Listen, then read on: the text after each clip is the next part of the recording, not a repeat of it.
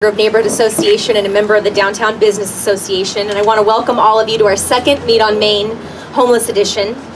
We had the good fortune of acquiring the 102 Cafe, this lovely patio tonight, so make sure you try one of their coffee drinks, and after we have this event, make sure to head over to one of the restaurants here on Main Street for some drinks and food.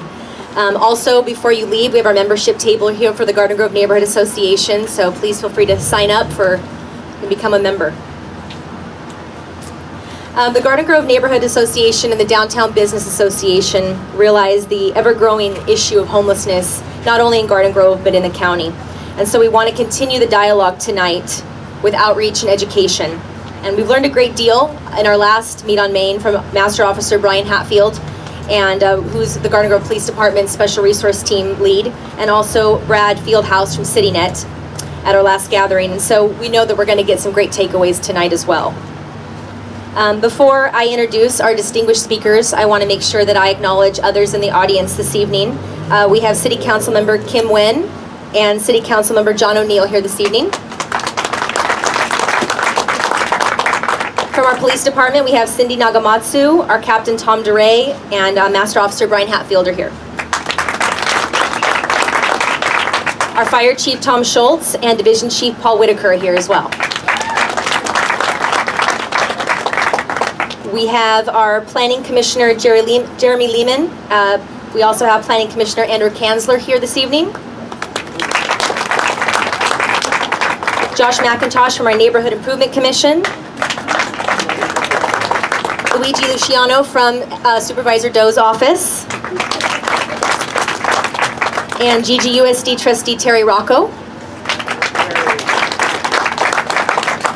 And because I'm a Garden Grove High School alumni, I want to say hi to Asunta, who is the president of our GGHS alumni. So I have to give her a little plug. And we also have a Traffic Commissioner Dale Softner here as well. I don't think I've forgotten that. And I also want to make sure that I mention our Garden Grove Neighborhood Association board members. Maureen Blackman, our president. Rick Lerma, our vice president. He's also the president of the Downtown Business Association and a commissioner for the Main Street Commission as well. Susan Lerma, his wife and board member. Adrian Holm, our treasurer, and her husband John Holm, they all listed on the board. And Jonathan Swaim, our newest board member. And Verla, who will always be a board member, associate board member, and the like, Verla Lambert. I think I mentioned all of you. So tonight, without further ado, I want to introduce our distinguished guests. Tonight we have Supervisor Andrew Doe, and we also have Matt Bates from CityNet here this evening. And so what I'd like to do is I'd like to give both of them an opportunity to just give some opening remarks and tell you guys a little bit about themselves. So I'll go ahead and start with the Supervisor. Thank you, Stephanie. Good evening. For those of you that may not know, the supervisors, I'm the supervisor for the 1st District, which covers the cities of Santa Ana, Garden Grove, Westminster, part of Fountain Valley, and Midway City. And we try to stay within our district as far as the issues we take care of, but in terms of homelessness, it does cover a lot of territory that are between districts and different cities. And so since I started with the first initiative on the homeless issues here in the county, I've kind of been taking on a little bit of that mantle going forward. And so my work has now taken me into the riverbed, which covers a little bit into Orange and Anaheim as well. But of course, all that is with the support of my colleagues on the Board of Supervisors. So I'm very honored to work on that issue collectively and representing the Board of Supervisors. And I was a councilman here in Garden Grove before, probably 7-8 years ago. And so let's see, why did I start working on homeless issues? I started working in Santa Ana 30 summers ago as a law clerk in the courthouse. And then I became a DA, public defender, and then working on the Board of Supervisors. And for 30 years, I saw homelessness as a constant problem out there in Santa Ana. And when I got elected to the Board of Supervisors, the problem became so bad that at that point, it's more than just an image problem for the County of Orange. I felt it was truly a safety risk for the homeless individuals living there, but also for the public having to go down there to do business.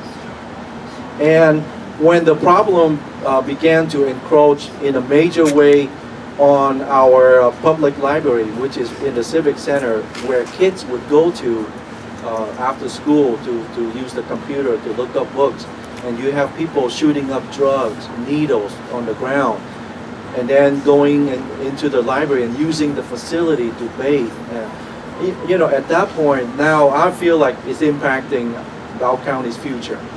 Now we have children that can't really use the facility that they should be able to use freely and without care, without concerns for their safety.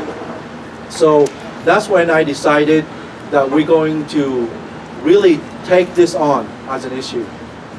Because I know before all of the activity that you have seen on the Board of Supervisors in the last year, it's easy to remember that for decades before that, there was a lot of talk, but there was not a whole lot of action, right? Because in many ways it was kind of an intractable problem. There was a concern that if we propose a location, that we wouldn't get the buy-in from the neighborhood, from the city. And so nobody wanted to kind of be the one out there to try something and fail. And we have tried, the Board of Supervisors earnestly had tried before, and that had fallen through. And so I decided to just go ahead and do it. And there was a bus terminal in Santa Ana that was vacant for a long time. So I pushed the CEO's office to buy that bus terminal. And then within 5 months of buying it from OCTA, we converted it into our first full-time homeless shelter in Orange County. We have had 2 shelters before, but they were wintertime armories. They just for a winter homeless shelter, but even those were only for evening stay. So they can come in at 6 p.m., but by 7 a.m. they have to pack up and leave. And so there wasn't really a lot of places for people to go to, and especially if they need help, there was no place to provide the wraparound services that would help people to transition out of homelessness. So fast forward where we are today, we opened the courtyard, and that is the bus terminal, in October of 2016. Think about it, it's only October. So within, really just in the last, what month is it? 10 months, yeah. Right? We opened up the courtyard in Santa Ana, the bridge, which is on Kramer Lane in Anaheim, Potter's Lane, which is a homeless shelter for veterans in Midway City, and we just opened a month ago the Family Care Center, Homemade, which is a homeless shelter for families in Orange. So within 4 months, we opened up 4 new facilities. And now, you know, the number of facilities is really the beginning of what I'm most excited about. For once, we're going to have a system where we can transition people in a systematic way through homelessness and out of homelessness. By that I mean the courtyard will be your intake center, so low barrier to entry. So homeless individuals can go in. We don't ask anything like, hey, you use drugs or you have mental health issues. As long as they conduct themselves, in a way that's conducive to an orderly, manner at the center, they can stay there. And we're hoping that by bringing them in, it will expose them for the first time to the services that we provide at the county. And once they start to take advantage of some of our services and are ready, we move them to the Kramer site, which is a transitional living center with more intensive wraparound services, with then getting them ready ultimately to transition into permanent housing. And can I tell you a stat that I'm so excited about? In the 10 months that we opened at the courtyard, we have transitioned on the average every month 11 homeless individuals permanently out of homelessness. 11 into permanent housing. That's not a 1 month thing. No, that's the average for the last 10 months. Sorry? Are you saying 11 is not that many? No, not considering since you started your plan on homelessness 8 years ago, you put in like 0 to fund it. But this year, when you did your budget, you put in $0 for permanent supportive housing. Would you like to explain why? Okay, the comment up here was that we allocated $0 for permanent housing. First of all, we allocated for housing purposes, both transitional and assisted living, $22 million a year. When you Of talk about state money listen, that was provided for you asked a existing question. housing. You asked a question. Let me finish. Okay. When you talk about permanent housing, which I am all supportive of, every time there is a proposal that come forth for us to judge on, we have been supporting that program. The Potter's Lane housing, which is permanent housing for veterans, I tell you, from the first day they came in to pitch the concept to me, and that was my project, to the grand opening was exactly 1 year. 1 year from conception to grand opening. It doesn't get any faster than that. So there is not a lack of resolve.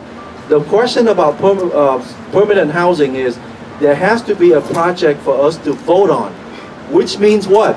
Which means there has to get some cited in the city and gets approval and it's going to be permitted to build. We don't have any power. I don't subscribe to the view, give me money and I'll provide solutions to you. Give me a solution and give me a budget and tell me how much it's going to cost, I'll build it for you. I'm not going to go to the taxpayer and say, I'm just going to vote like LA. Think about it. They vote that sales tax into place. Now they're sitting on $100 million. They don't know what to do with it. Is that how we wanted to conduct ourselves? No. I am not going to go to the taxpayer and say, I'm going to allocate your money for some unknown project. I'm sorry, that's just not how I function. And so if people have projects, Go ahead. yeah, if people have projects and they come and we don't support it, then I'll take the heat. And rightfully, we should, right? But until that happens, I don't want to talk in the abstract about why we don't have permanent housing out there. Because I know that's been something that's been said all along. And it's really troublesome because we don't have control over cities. Understand that. Because whether or not we allocate funding, it has to be built somewhere. Okay? 1 second. Thank you very much, Supervisor. So just to give a little brief overview of how we're going to run this and the platform for this evening.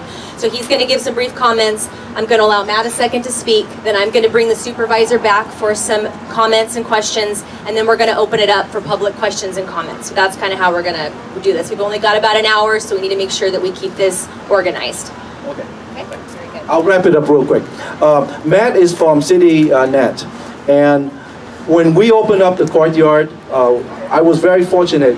Susan Price was the person that I chose to be our care coordinator, which some people call it a homeless czar. We were able to recruit her from the city of Long Beach to come down. Great find, and then she helped us locate this Midnight Mission, who operates the courtyard in Santa Ana, and then brought in CityNet to coordinate all of the nonprofits here in the county to work at the courtyard first, and now they're going to be doing, is it the bridge? No, the flood control. That's right, the latest project. I got lost of train of thought. The last thing we did that I proposed a month ago was to allocate funding to actually deal with the encampments on the riverbed. And so CityNet is taking care of that, and we will be providing a lot of the humane services like shower facilities and coordinating food service out there as well. What we have found is that when we have the nonprofits that actually specialize in what they do help us, we become more efficient. Because I don't believe that we need to recreate the wheel, in government, because we do have nonprofits that are good at what they do, like CityNet, and we have been getting tremendous bang for our buck working with the nonprofit sector. And so I will be glad to answer more questions after Matt has the chance to say something. Thanks. Yeah, so CityNet's a nonprofit here. We've been working in Orange County starting in January of 2014, so relatively new on the scene, relatively small. I know they've been handed around a homeless services guide that a number of you have access to, and there are a lot of really great nonprofit organizations in Orange County and local, even here to Garden Grove. that you have access to that are working on this problem. So we recognize that there's a whole bunch of people in the nonprofit sector, in the faith community, civic groups, advocacy groups, elected officials at the local, city and at the county level that are working on these issues. Very complicated, difficult issues to solve. But what I want you to hear from CityNet is that we believe that this is a solvable problem and a problem that responds to resources. So if you look, I come from LA County, where, as Supervisor Doe mentioned, there's a lot of problems in Los Angeles County. If you look at relative to other counties, the number of homeless people in Orange County and the resources that are available in Orange County, this is a problem that can be solved. And so our orientation is to try and solve the problem because it's more cost effective in the long run and it's more humane to end a person's homelessness by providing them housing than to try and manage their homelessness in perpetuity. So that's really what gets us up in the morning. We work in cities, mostly here in North County. Just started July 1st here working in Garden Grove as part of an ESG solution. Our team was out with Officer Hatfield last night. Just getting started here in Orange County. As the supervisor mentioned, we're also contracted on the county level for the courtyard and for the flood control channel. Courtyard starting in October, flood control channel again just starting in July 1st, so relatively new. But we find working both within your city in Garden Grove and then regionally in the county, we find a lot of momentum. This is a window of opportunity. The fact that you're here and that you're engaged in the issue, and the fact that your leadership is investing, your elected officials are investing in these issues is promising to us. We feel like the attention on homelessness at the county level creates an opportunity to bring solutions and to connect those that are suffering tonight, that are out in the streets with care. From our perspective is what we can all combine to do. So we are encouraged that you're here. We're encouraged to be in Garden Grove, and welcome any questions that you might have when we get to that point in the presentation. Thanks. Thank you both. So quickly, Supervisor, I know that everybody has questions and a lot to talk about, so I'll keep this brief, but I wanted to talk a little bit about the Orange County Survey on Homelessness. The results were released on July 14th. I think about 300 voters were polled. And I just wanted to go over some of the percentages and some of the questions asked and just get your opinions on them and your take on what that poll found. One of the questions asked was, what is the most important issue facing Orange County today? And those that were polled, the first number one was affordable housing. And another 18.7% said homelessness. Another question was asked, is homelessness a problem in Orange County? And 76% of people polled said yes. And another question that I found interesting was how many people think of homelessness, or how often in a month do they think of homelessness? And 32.7% said every day. So I think those are some pretty astounding facts. Obviously, we know that this is an issue on the minds of all of us in Orange County and in Garden Grove specifically. So if you could just talk a little bit about that survey and some of the findings. What we found in our point in time survey, which is even more extensive than that one, that's the survey of voters as far as their perception. What we did on January 28th of this year is we had 1,000 volunteers that went all around the county and actually contacted actual homeless individuals and got them to respond to questionnaires so that we understand is it a chronic homeless situation that they face and other issues related to their homelessness. And what we found is we have about 4,600 people that are considered to be homeless. Of those people, about 2,500 are housed each night. So that leaves about 22 to 2,200 people that are deemed to be homeless living outside. And so when we compare our problem, homeless problem, with other counties, I think Matt would concur, our issues here is actually much more manageable than we think. And that's why I believe that over time, with the right commitment and participation from all of the stakeholders in the community, we can put a big dent on this problem. And what we found within the statistics of the people that we survey in that point in time is this: about 40% of those people have some kind of mental health issue. And at least a third have some kind of drug addiction. And we have about 17% of those people are veterans. We have a sizable number of those people also face legal problems. And by that, you know, the law enforcement people know you have a lot of people who are released from prison that have nowhere else to go. And so they end up out there also. And then, of course, I would say 20 to 30% of the people who are out there just as a matter of personal choice.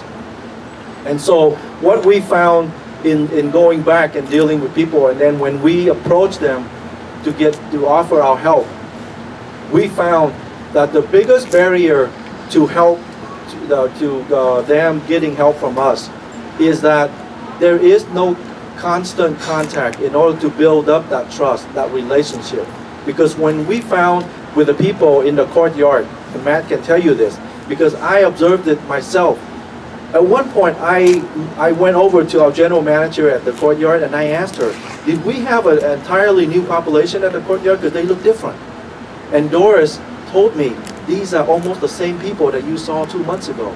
But they look so much different because now they're clean and they have a regular life, they have a place to stay, you know. And so what I learned from that is that going forward, we have to be able to bring county services out to people on a regular basis, make contact, earn their trust, build a relationship, and from there we get them introduced into the wraparound services and the nonprofits that we have available to help them.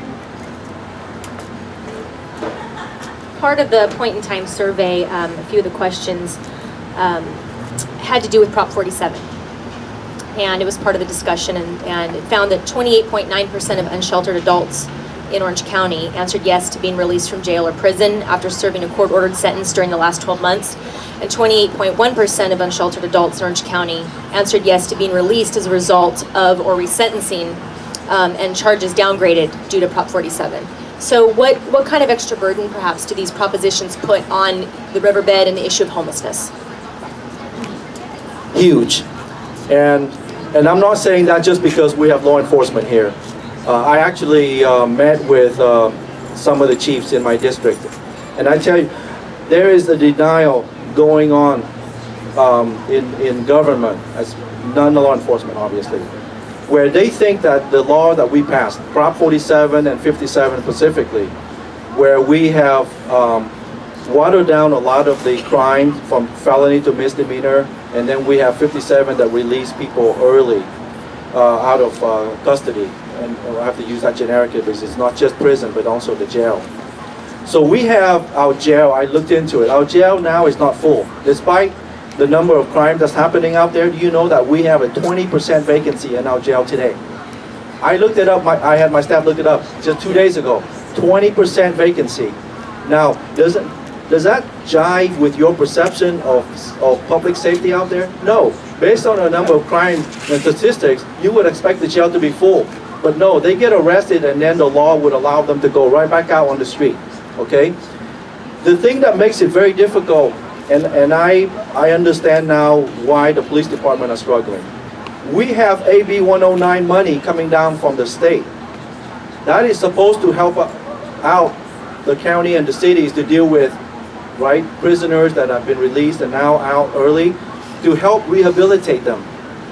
But the way that it's allocated now, only 1% of that money goes to the cities. I cannot believe that the impact of AB 109, Prop 47, and Prop 57 is only 1%. It cannot be.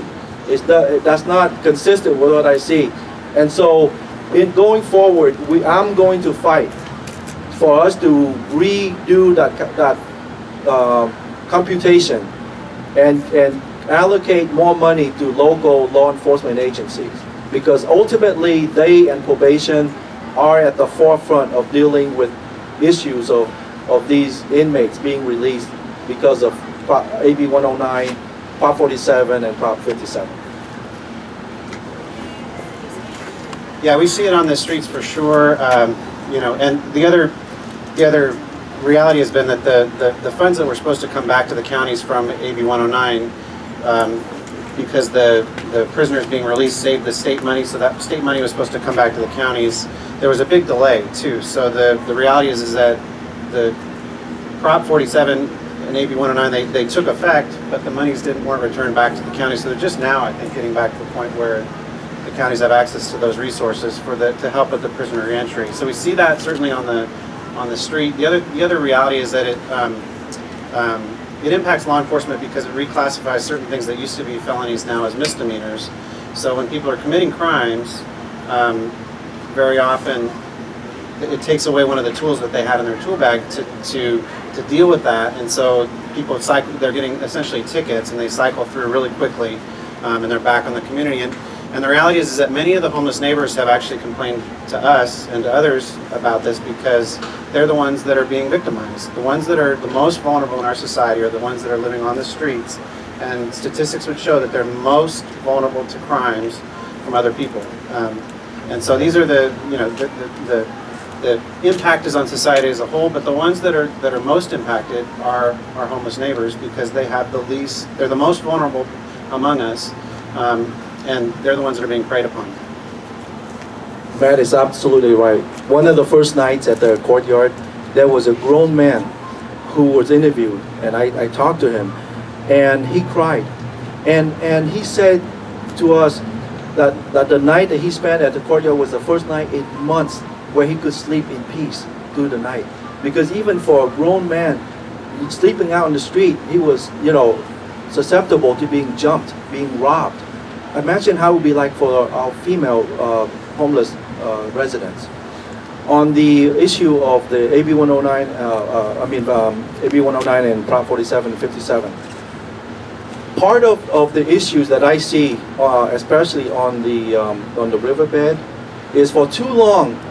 And as a county supervisor, I'm going to own up that we bear some of the responsibility, us and some law enforcement, that we have allowed homelessness to be conducted almost anonymously out there with lawlessness, right?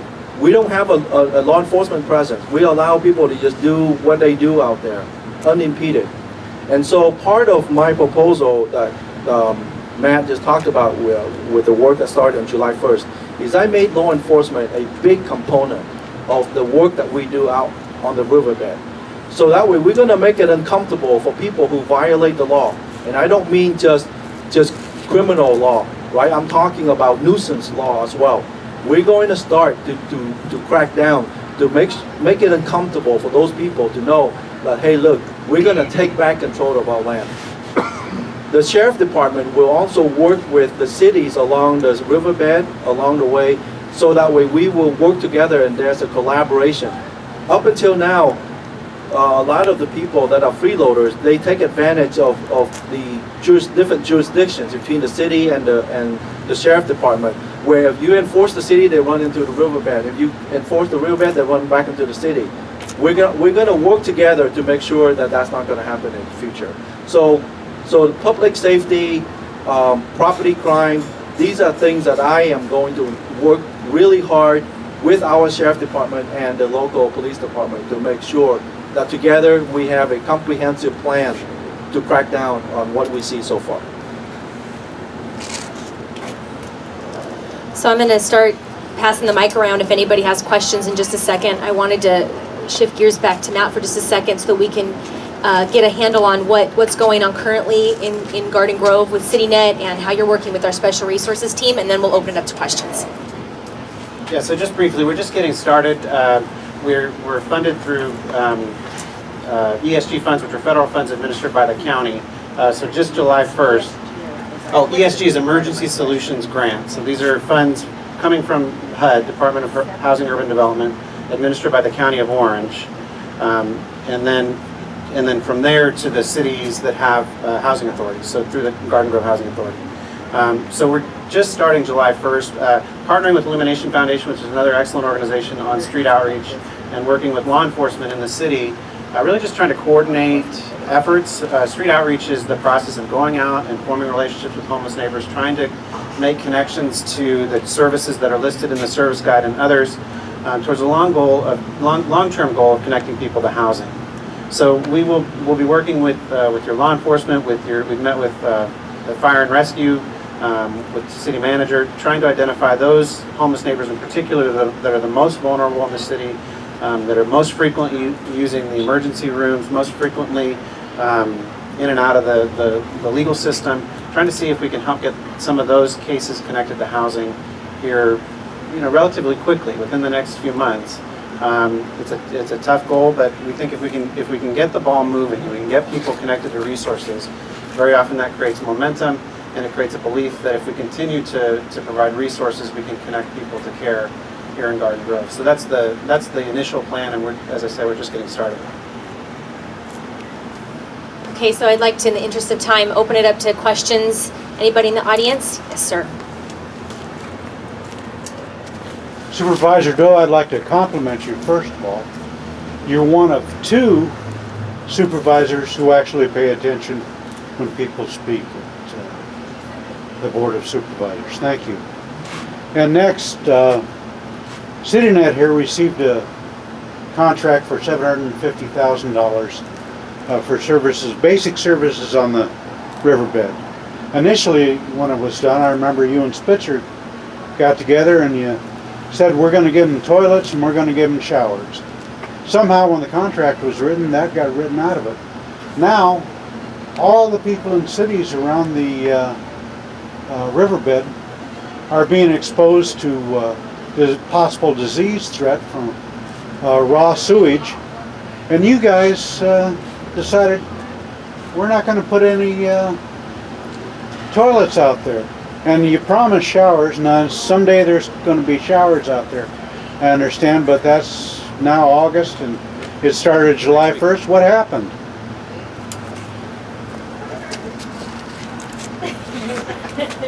Okay. Sometimes there's a certain narrative that gets passed around, and it catches hold, and then it doesn't go away. And even faced with reality, we have facilities that we open 24/7 for toilet. On the riverbed? Yes. Where? Catella. Yes. So people you can see- walk 3 or 4 miles to go to the bathroom. Okay. So now we have to make it convenient. I'm sorry. So that's another additional factor that I didn't know we have to do. So anyway, to the shower. Part of the challenge is we have to find it in a way situated that's not going to be interfering in public access, and also in a way that we can process the gray water. So it is a much more difficult logistical thing to do than you think. At the courtyard we have that, but of course it's stationary. We set it up and then it just stays there. Here you're talking about a facility that we have to then take away every day and bring back. So we finally have that contract, and Matt will bring you up to speed on that. And the $750,000 doesn't all go to just CityNet. Just so let's make it clear, you're supposed to provide other services as well, and with subcontractors, right? Yeah, that's correct. So a big percentage of that is subcontracted out to illumination